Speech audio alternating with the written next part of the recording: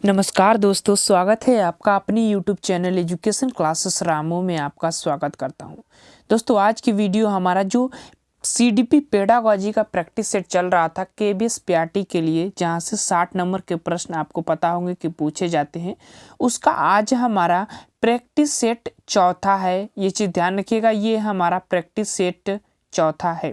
इससे पहले मैंने आपको 3 प्रैक्टिस सेट जो है, इसे सिर्फ KBS PRT से रिलेटेड पेडागोजी जहाँ से 60 नंबर का प्रश्न खर्चा है, वहाँ के 3 प्रैक्टिस सेट मैंने आपको करा दिया था। और मैं आपको बता दूं कि हर प्रैक्टिस सेट में हम 30 प्रश्न आपको कराते हैं। तो हालांकि पूछा जाता 60 प्रश्न, लेकिन 30 ही प्रश्न कराते हैं अच्छे से आपको लोगों के लिए। काफ़ी अच्छे से प्रश्न रहते हैं जो कि KBS PRT के लिए काफ़ी महत्वपूर्ण रहते हैं। साथ ही साथ सुपर टेट सब में ये काम आने वाले प्रश्न होते हैं। तो वीडियो आपको कैसा लगे, वीडियो अच्छा लगे तो वीडियो को लाइक करिएगा और सभी वीडियो हमारे देखिएगा, क्योंकि इतने अच्छे अच्छे प्रश्न मैं आपको लेकर आता हूँ जो आपके KBS एग्जाम में काफ़ी अच्छे अंक लाने में, इस विषय में आपको काफ़ी योगदान करेंगे। तो वीडियो आपको पसंद आए तो लाइक करिएगा, और साथ ही साथ विभिन्न आपको सब्जेक्ट के नोट्स भी चाहिए तो लिंक वीडियो के डिस्क्रिप्शन में टेलीग्राम चैनल का दिया गया है, वहां से जाकर आप टेलीग्राम भी ज्वाइन कर लीजिएगा। तो चलिए दोस्त, सीधे चलते हैं अपने प्रश्नों पर। और आज का हमारा प्रश्न नंबर पहला है कि एक बालक में वह प्रेरक जो उसमें वातावरण के संपर्क में आने से विकसित होता है, वह क्या होता है? जो वातावरण से संपर्क में आने से उसको विकसित होता है। ऑप्शन ए जन्मजात प्रेरक, बी है प्राकृतिक प्रेरक, और सी है अर्जित प्रेरक, और डी है शिक्षक प्रेरक। कौन सा विकल्प इसमें सही होगा आप लोगों को बताना है। तो प्रश्न के अकॉर्डिंग हमारा जो विकल्प सही होगा वो होगा सी वाला विकल्प, क्योंकि आपको वातावरण से यहाँ पर जो प्रेरक मिल रहे हैं, संपर्क में आने से जो प्रेरक मिल रहे हैं, वो अर्जित प्रेरक के अंतर्गत आते हैं। ध्यान रखिएगा, सी वाला विकल्प इसमें सही हो जाएगा।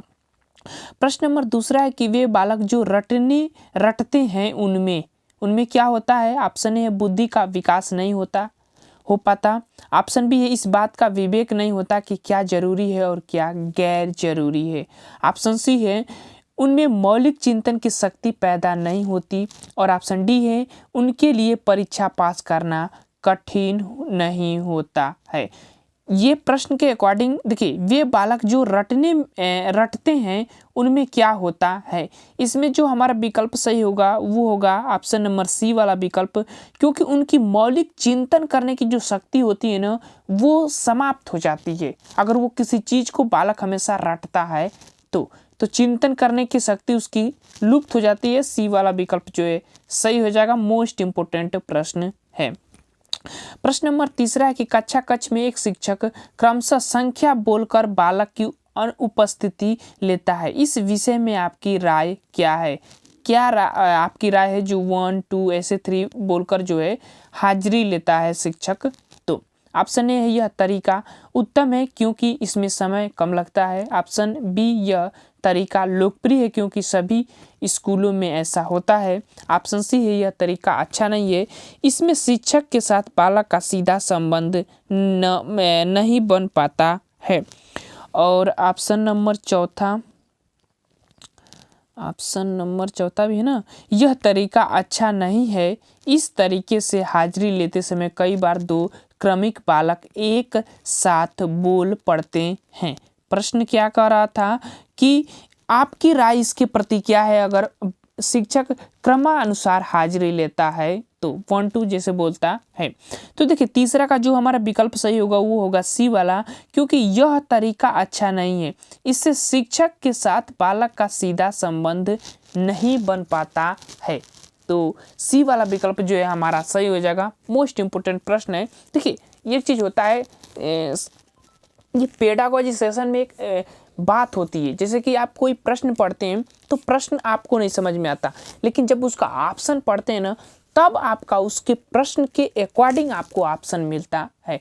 तो यहाँ 2 तरीके से प्रश्नों का उत्तर चुना जाता है। एक तो आप अपनी सोच के हिसाब से उत्तर बता सकते हैं, और एक आप जो है विकल्प को पढ़कर आप प्रश्न से अपना उत्तर जोड़ सकते हैं। तो दो तरीके हैं जहाँ पर ये आपको अच्छा लगे। हालांकि यहाँ पर तो आपको विकल्प के आधार पर ही चुनना था, तो हमारा सी वाला विकल्प सही हो जाएगा। ये ऑप्शन जो है बेस्ट है, क्योंकि अगर आप किसी भी कक्षा में अगर क्रम अनुसार कोई बात बोलते हैं तो सीधा संबंध जो एक शिक्षक और छात्र का बनना होता है वो नहीं बन पाता है। बाकी बहुत से ऑप्शन ऐसे थे, लेकिन बेस्ट ऑप्शन आपको चुनना होता है, तो सी वाला विकल्प हमारा बेस्ट था, सही हो जाएगा। आगे चलते हैं प्रश्न नंबर चौथा पर। प्रश्न नंबर चौथा है कि निम्न में से कौन सा तरीका एक बालक में स्मृति का मापन करने के लिए उपयुक्त नहीं है। उपयुक्त नहीं है, ये बात भी ध्यान रखिएगा। ऑप्शन है पुनः याद दिलाना, ऑप्शन बी है पहचानना, ऑप्शन सी है बचाना और ऑप्शन डी है पुनरावृत्ति। तो देखिए प्रश्न के अकॉर्डिंग हमारा जो विकल्प सही होगा वो होगा चौथा का सी वाला विकल्प, बचाना। अब यहाँ देखिए निम्न में से कौन सा तरीका एक बालक में स्मृति मापन करने के लिए उपयुक्त नहीं है, तो वो चीज़ है बचाना। स्मृति मापन में ये चीज़ बचाना एक जो है उपयुक्त तरीका नहीं है। बाकी पुनः याद दिलाना, पहचानना, पुनरावृत्ति, ये सब जो है इस स्मृति मापन के लिए उपयुक्त होते हैं। इस तरह से हमारा चौथा का सी वाला विकल्प सही हो जाएगा। प्रश्न नंबर 5 है कि एक सफल शिक्षक हेतु निम्न में से क्या सर्वाधिक महत्वपूर्ण कार्य है। क्या महत्वपूर्ण कार्य है एक शिक्षक सफल हो उसके लिए। ऑप्शन ए है परीक्षा उत्तीर्ण करने में बालकों की सहायता करना, ऑप्शन बी है उसका खिलाड़ी बनने हेतु बालकों की सहायता करना, अच्छा खिलाड़ी बनने हेतु बालकों की सहायता करना, ऑप्शन सी है बालकों में चिंतन योग्यताओं का विकास करना और ऑप्शन डी है बालकों में पुस्तकों के प्रति प्रेम पैदा करना। तो देखिए एक चीज़ यहाँ ध्यान रखिए, प्रश्न को पढ़िए कि एक सफल शिक्षक हेतु निम्न में से क्या सर्वाधिक महत्वपूर्ण कार्य है। प्रश्न नंबर 5, तो क्या महत्वपूर्ण कार्य है बालक के प्रति एक शिक्षक का सफल होना, तो वो है कि बालकों में चिंतन शक्ति योग्यताओं का विकास करना, ये उसका महत्वपूर्ण और सर्वाधिक महत्वपूर्ण कार्य होता है। ठीक, सी वाला हमारा बेस्ट ऑप्शन है, पांचवा का विकल्प सी सही हो जाएगा। एक चीज़, जब भी आप किसी शिक्षक और बालक के संबंध में जब प्रश्न बनते हैं तो डायरेक्टली आप बालक के नज़रिए से होकर सोचिएगा, बालक को एक उच्च पद देकर आप सोचिएगा, तब आप उस विकल्प का, उस प्रश्न का आप उत्तर सही चुन सकते हैं। आपको बालक की सहायता करनी है, बालक के बारे में सोचना है, बालक को कैसे आगे बढ़ाना है उसके बारे में सोचना है। ये इन बातों का ध्यान रखकर एक शिक्षक का लीडरशिप और जो शिक्षण व्यवहार है, तरीका है, एक संबंध है जो शिक्षक बच्चों का, वो चीज़ का उत्तर निकाला जाता है एक बालक को फोकस मान कर। तो ये इसे प्रश्न को आप ध्यान रखिएगा, बालक पर फोकस रखिएगा। प्रश्न नंबर 6 कि किसी बालक में उपलब्धि प्रेरणा का मापन करने के लिए उपयुक्त है। क्या है भैया उपलब्धि प्रेरणा का मापन करने के लिए उपयुक्त क्या है। अब यहाँ पर बालक की ही बात कर रही है। ऑप्शन ए सकारात्मक साक्षात्कार विधि, बी प्रसंगात्मक बोध परीक्षण, सी प्रश्नावली निरीक्षण और डी है निरीक्षण। छठवां का हमारा जो विकल्प सही होगा वो होगा प्रासंगिक बोध परीक्षण, यानी कि एक तरह का एक अनुभव वाला जो परीक्षण होता है ना, वो बच्चों के उपलब्धि और प्रेरणा के मापन के लिए उपयुक्त तरीका है एक बालक के लिए।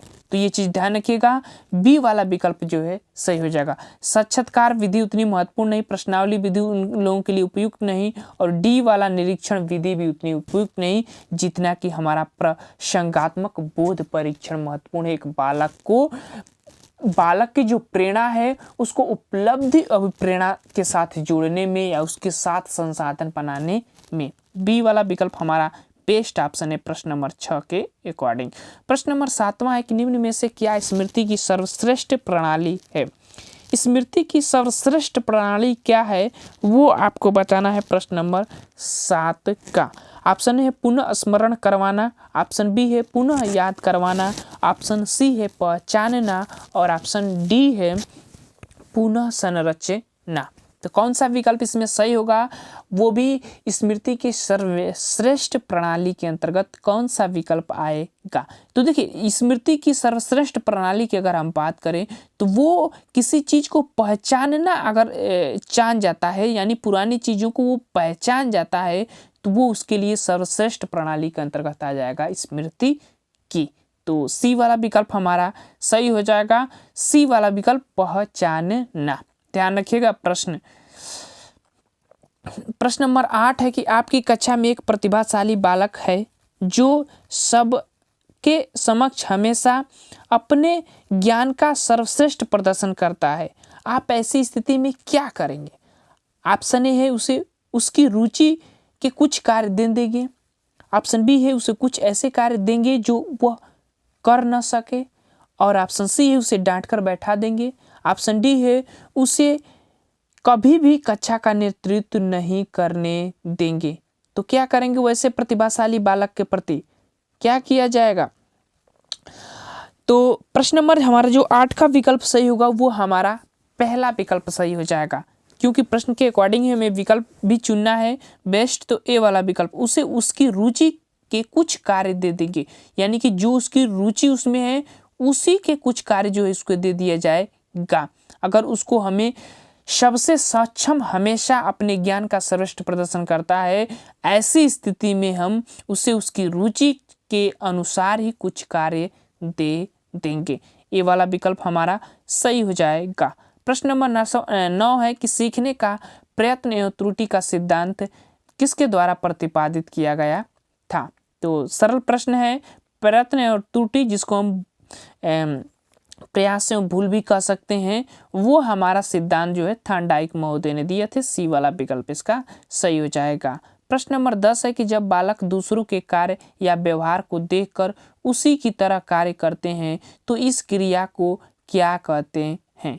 क्या कहते हैं, जब वो दूसरों के व्यवहार, अनुकरण और क्रिया को दोहराता है बालक, तो उसको हम अनुकरण कहते हैं।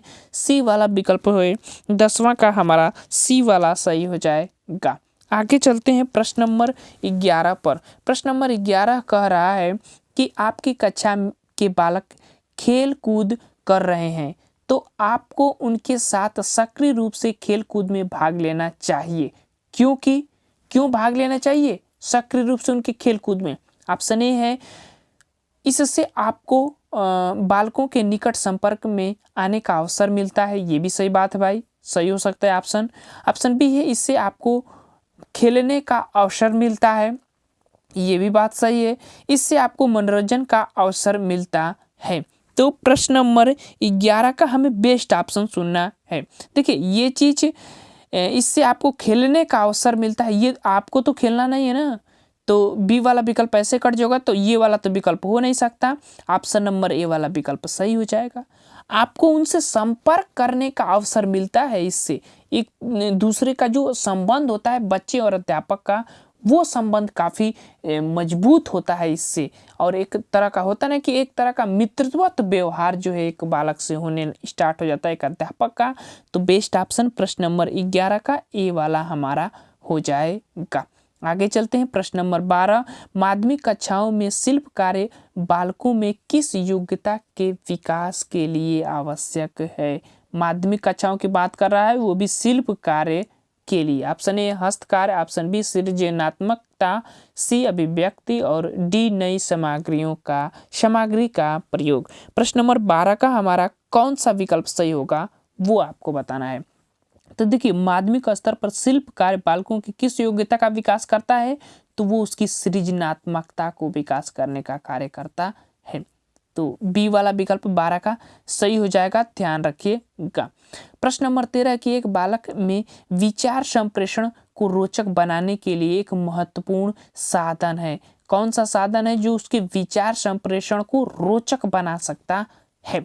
ऑप्शन ए अच्छी भाषा, ऑप्शन बी श्रव्य दृश्य साधन, ऑप्शन सी जोर जोर से बोलना और ऑप्शन डी ये सभी। 13 का हमारा जो विकल्प सही होगा वो होगा, अब देखिए यहाँ से भी तो हमें बेस्ट ऑप्शन चुनना है, तो जोर जोर से बोलना ये नहीं हो सकता, अच्छी भाषा भी नहीं हो सकती, जो हमारा होगा श्रव्य दृश्य साधन जो है हमारा बेस्ट ऑप्शन हो जाएगा। बी वाला विकल्प जो है सही हो जाएगा।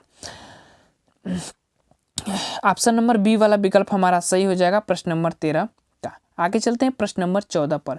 बालकों में समय समय पर सांस्कृतिक कार्यक्रमों का आयोजन करने का लाभ है। इसका क्या लाभ है? समय समय पर सांस्कृतिक कार्यक्रम करने का आयोजन करने का लाभ क्या है वो आपको बताना है। बालक से संबंधित कर आप प्रश्न को उत्तर ढूंढिएगा। ऑप्शन ए है बालकों के पढ़ाई के अवसर कम कर दिए जाना। ऑप्शन बी आवश्यक रूप से धन एवं समय की बर्बादी करना। ऑप्शन सी विद्यालय द्वारा शिक्षक वर्ग का शारीरिक और मानसिक उत्पीड़न करना। और डी इनके माध्यम से बालकों का सर्वांगीण विकास करना।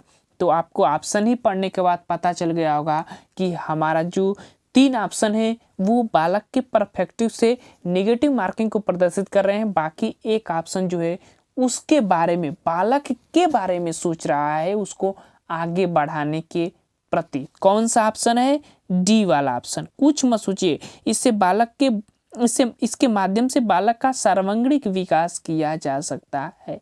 अब यहाँ बताइए, ये ऑप्शन हमारा निगेटिव को है, उत्पीड़न आप कर नहीं सकते भाई, क्योंकि जरूरी है, ये धन समय की बर्बादी हो रही है, ये भी बात सत्य है, लेकिन ये भी जरूरी है। और पढ़ाई के अवसर का नाम कर दिया जाता है, ये तो आपका गलती हो जाएगा। प्रश्न नंबर 15 है कि निम्न में से कौन सा व्यवहार प्रभावकारी शिक्षण में योगदान नहीं देता है? कौन सा व्यवहार है जो प्रभावकारी शिक्षण में योगदान नहीं देता है? ऑप्शन ए है विभिन्न शिक्षण सामग्रियों का प्रयोग। ऑप्शन बी है कक्षा के नियमों एवं कार्य प्रणालियों का सख्ती से पालन। और सी है बालकों को शैक्षिक लक्ष्यों की जानकारी देना। ऑप्शन डी है शिक्षण में बालकों का सक्रिय भाग लेना। अब कौन सा इसमें से होगा व्यवहार जो प्रभावकारी शिक्षण के योगदान नहीं देता है? कौन सा? 15 का हमारा जो विकल्प होगा वो बी वाला विकल्प, क्योंकि आप किसी भी नियम प्रणाली को सख्ती से पालन आप करा नहीं सकते। ये चीज़ एक बालक के विकास में काफ़ी इफेक्टिव और नकारात्मक प्रभाव डालने का कार्य करता है। तो नहीं पूछा है तो बी वाला तो हो ही जाएगा। आगे चलते हैं प्रश्न नंबर 16। आपकी कक्षा में एक समस्यात्मक बालक है, उसके व्यवहार के उपचार हेतु आप निम्न में से कौन सी विधियों का प्रयोग करेंगे? समस्यात्मक बालक है, ध्यान रखिएगा। ऑप्शन है विद्यालय उपचार विधि, ऑप्शन बी है परिवार उपचार विधि, ऑप्शन सी है सरकार उपचार विधि और डी है समाज उपचार विधि। कौन सा विधि आप अपनाएंगे समस्यात्मक बालक के प्रति? प्रश्न नंबर 16 का विकल्प।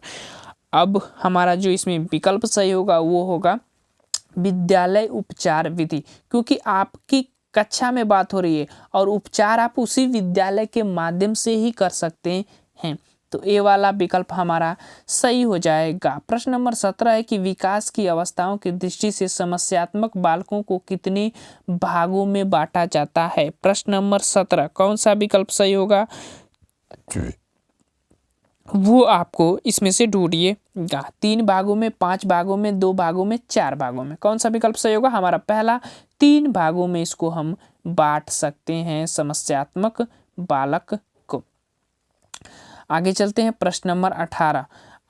प्रश्न नंबर 18 कि विशिष्ट बालकों के अंतर्गत निम्न में से कौन से बालक आते हैं? विशिष्ट बालकों के अंतर्गत ऑप्शन ए है अंध व अपंग बालक, बी मंदबुद्धि व हकलाने वाले बालक, सी पूर्ण बाधिर व आंशिक बाधिर बालक और डी है उपयुक्त सभी। 18 का जो हमारा विकल्प सही होगा वो होगा सभी, क्योंकि विशिष्ट बालक सभी आ जाते हैं। अंधा भी होगा तो वो विशिष्ट की श्रेणी में, मंदबुद्धि वाले भी और पूर्ण बधिर या आंशिक बधिर वाले भी बालक विशिष्ट बालकों के अंतर्गत आते हैं। एक प्रकार की अलग ही विशेषता पाई जाती है, उन्हीं को हम विशिष्ट बालक कहते हैं और इनमें अलग अलग विशेषताएं पाई जा रही है, तो ध्यान रखिएगा।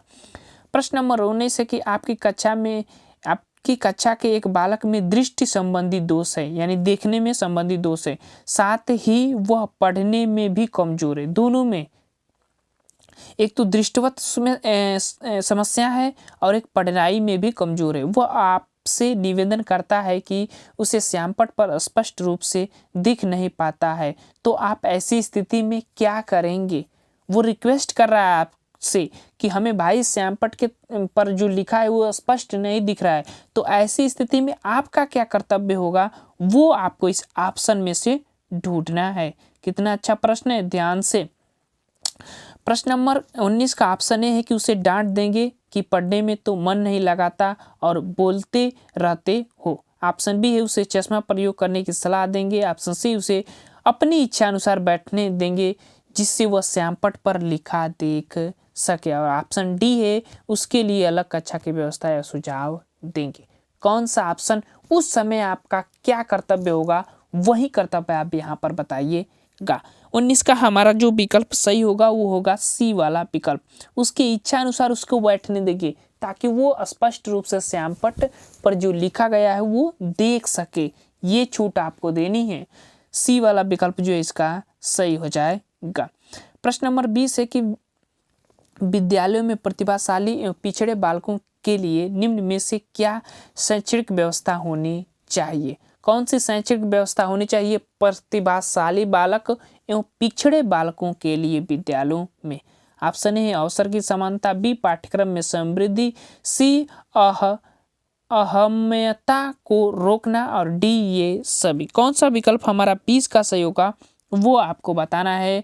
प्रतिभाशाली बालक और पिछड़े बालकों के लिए शैक्षणिक व्यवस्था के अंतर्गत बात करें तो अवसर की समानता देना है, पाठ्यक्रम में जो समृद्धि होनी चाहिए, एक अलग ही तरीके की जोड़ होने चाहिए, मतलब उसके ऐसे ऐसे उसमें जोड़ होने चाहिए, समृद्धि होने चाहिए, क्षेत्र होने चाहिए जो प्रतिभाशाली और पिछले बालकों को प्रभावित करें।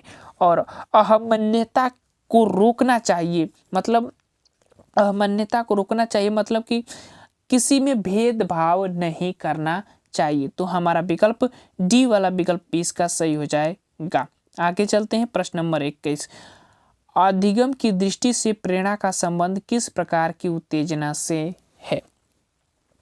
किस प्रकार की उत्तेजना से है, आपको प्रश्न नंबर 21 का उत्तर बताना है। आंतरिक, बाह्य, अदृश्य, दृश्य।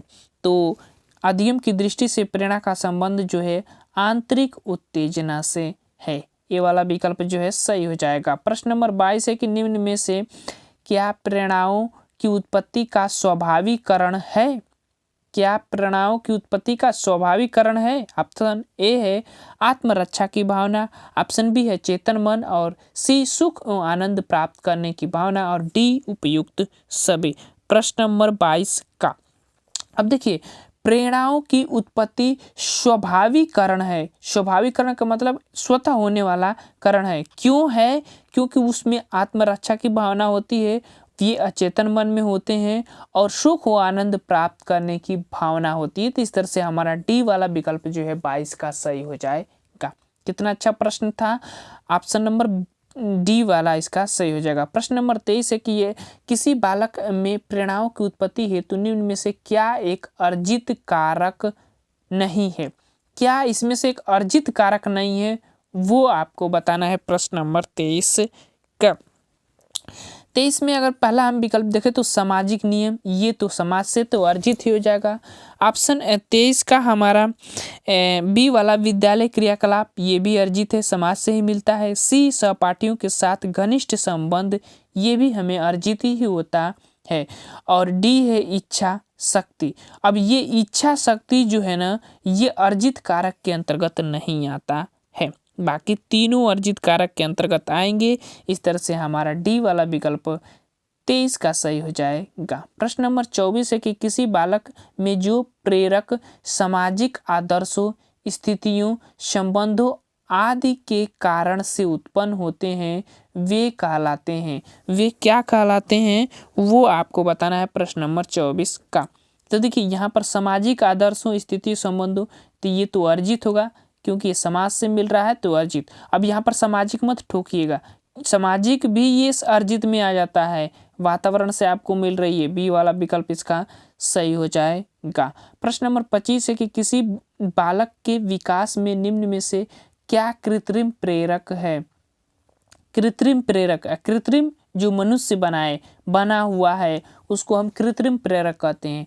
तो कौन कौन से, दंड, पुरस्कार, प्रशंसा और ये सभी। विकल्प कौन सा हमारा सही होगा, डी वाला विकल्प। ये सभी जो है कृत्रिम प्रेरक के अंतर्गत आते हैं। आगे चलते हैं प्रश्न नंबर 26 और यह है कि चालक व्यक्ति में किस प्रकार की क्रिया उसके व्यवहार के लिए उत्तरदायी है।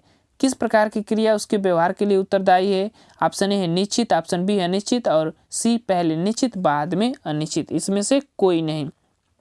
26 का हमारा जो विकल्प सही होगा वो होगा निश्चित क्रिया होती है कि चालक व्यक्ति में किस प्रकार की क्रिया उसके व्यवहार के लिए उत्तरदायी होती है। तो निश्चित जो क्रिया होती है ना वही उसके व्यवहार के लिए उत्तरदायी होती है। तो ये वाला विकल्प हमारा सही हो जाएगा। प्रश्न नंबर 27 है कि किसी बालक में सोचने का महत्वपूर्ण साधन है। क्या है? संकल्पना है, रुचि है, प्रेरणा है, इनमें से कोई नहीं। क्या है सोचने का सबसे महत्वपूर्ण साधन? प्रश्न नंबर 27 कुछ मत देखिएगा, आगे है संकल्पना। ये वाला विकल्प जो है इसका सही हो जाएगा। बालक के सोचने में ये इसका महत्वपूर्ण स्थान होता है। प्रश्न नंबर 28 है कि सोचना एवं सीखना का लक्ष्य है। सोचना एवं सीखना का लक्ष्य क्या है वो आपको बताना है। ऑप्शन ए है उद्देश्यपूर्ण है, निरुद्देश्य है और सी है व्यर्थ है। इनमें से कोई नहीं। 28 का हमारा जो विकल्प सही होगा वो होगा उद्देश्यपूर्ण होते हैं, क्योंकि सोचना एवं सीखने का क्या लक्ष्य होता है तो एक कुछ ना कुछ उसका लक्ष्य होता है, तभी वो आप अपने अंदर उसको सोचते हैं, उसको सीखते हैं। तो ये वाला विकल्प हमारा इसका सही हो जाएगा प्रश्न नंबर 28 का। प्रश्न नंबर 29 है कि शिक्षक की संपूर्ण समाज को प्रगति के मार्ग पर ले जा सकता है। शिक्षक ही समाज को प्रगति के मार्ग पर, फिर से पढ़ते हैं, शिक्षक ही संपूर्ण समाज को प्रगति के मार्ग पर ले जा सकता है क्योंकि वह, ऑप्शन ए समाज की बात अधिक सोचता है, ऑप्शन बी भावी नागरिकों को सही मार्ग दिखाता है, ऑप्शन सी समाज के प्रति समर्पित होता है और डी है कि भी एक सामाजिक प्राणी है। कौन सा विकल्प प्रश्न नंबर 29 का सही होगा? और एक शिक्षक के प्रति ये आपको बताना है। और आपको पता है कि आपके केबीएस पीआरटी में शिक्षक से रिलेटेड बहुत से पॉइंट जो है सिलेबस दिए गए हैं, तो ये आपको पता होगा। लीडरशिप आपको जानते होंगे, एक स्कूल में शिक्षक का व्यवहार कैसा होना चाहिए, ऐसे ऐसे शब्द जो है, हेडिंगें जो हैं आपके केबीएस पीआरटी के सिलेबस में दिए गए हैं। तो मोस्ट इम्पोर्टेंट प्रश्न है, शिक्षक की संपूर्ण समाज को प्रगति के मार्ग पर ले जा सकता है क्योंकि वह भावी नागरिकों को सही मार्ग दिखाता है। उसके पास जो भी बच्चे आते हैं ना, वो एक प्रकार का भविष्य होते हैं अपने देश का, और शिक्षक उस भविष्य को बनाने का कार्य करता है। अगर वो जैसी शिक्षा देगा वैसा ही उन सभी बच्चों का भविष्य होगा, और सभी बच्चों के भविष्य में ही देश का भविष्य टिका होता है। बी वाला विकल्प इसका सही हो जाएगा। 29 का बेस्ट प्रश्न था आप लोगों के लिए केबीएस पीआरटी से रिलेटेड। प्रश्न नंबर 30 है कि कक्षा शिक्षण के दौरान बालकों की रुचि बनाए रखने हेतु आप निम्न में से क्या उपाय करेंगे। आपका क्या उपाय करेंगे उस समय अगर उनकी रुचियां उस कक्षा में बनाए रखना है। तो ऑप्शन ए है, उनसे लगातार कहेंगे कि वे अपनी बात ध्यान से सुने, आपकी बात मतलब हमारी बात ध्यान से सुने, और बी कक्षा की खिड़कियां और दरवाजे बंद कर दें, सी शिक्षण को रोचक बनाएं और डी लिखने का कार्य कराएं। प्रश्न नंबर 30 का जो हमारा विकल्प सही होगा, हालांकि देखिए ये चीज़ देखिए, उसको लगातार कहते रहें कि वे अपनी बात ध्यान से सुने। अब आपकी बात तो लगातार ये थोड़ी कहना है, इससे भी ये निगेटिव चीज़ है। खिड़कियां दरवाजे बंद करें निगेटिव है, शिक्षण को रोचक बनाएं ये महत्वपूर्ण है, बेस्ट ऑप्शन है, ये भी नहीं है। तो सी वाला 30 का प्रश्न का उत्तर हो जाएगा। तो ये थे आज के हमारा प्रैक्टिस सेट सीडीवी का चौथा, जिसमें हमने 30 महत्वपूर्ण प्रश्न कर चुके हैं। जल्दी इसका 5वां प्रैक्टिस सेट लेकर आऊँगा। वीडियो आपको कैसा लगा ज़रूर हमें बताइएगा। चलिए दोस्तों, वीडियो को समाप्त करते हैं। Thank you for watching this video.